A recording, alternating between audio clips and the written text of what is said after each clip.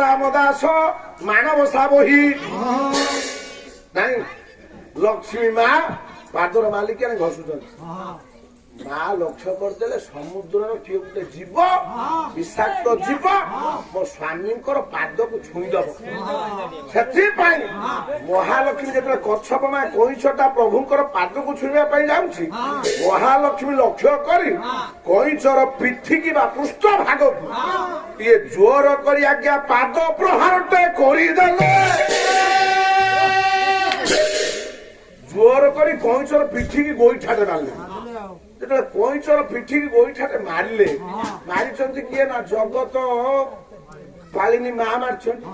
ଏତେ ଜୋର ଗୋଇଠାଟେ ମାରିଛନ୍ତି ଇଏ ସପ୍ତ ପାତାଳ ପର୍ଯ୍ୟନ୍ତ ତଳକୁ ପଳେଇ ଆସିଲା। ଯୋଉ ଗୋଇଠାଟା ଖାଇଲା କଇଁଛର ପିଠିଟା ଆଜ୍ଞା ଏତେ ଟାଣ ନଥିଲା।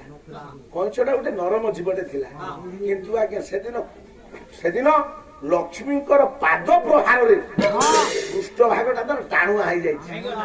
ଇଏ ଗୋଟେ ସିଦ୍ଧାନ୍ତ ଆଜ୍ଞା। ଆଉ ଗୋଟେ ସିଦ୍ଧାନ୍ତ ବୃହସ୍ପତି ଗୋଟେ ବଣଭୋଜି କରୁଥିଲେ ଫିଷ୍ଟ କରୁଥିଲେ ସମସ୍ତଙ୍କୁ କହିଲେ ତମେ ସବୁ ଯିବ ତା ଭିତରେ ମଧ୍ୟ କଇଁଛକୁ କହିଛନ୍ତି ତୁ ଯିବୁ।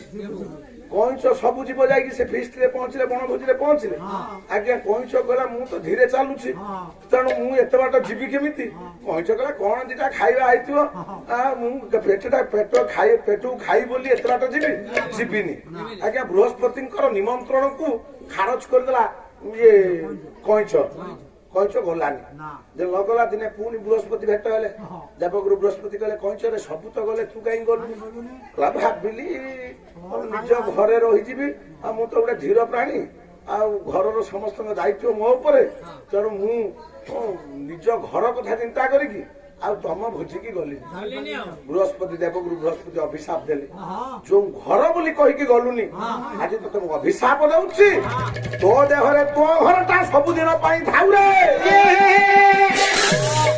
ତୋ ଘରଟା ତୋ ଦେହ ଭିତରେ ସବୁଦିନ ପାଇଁ ଥାଉ।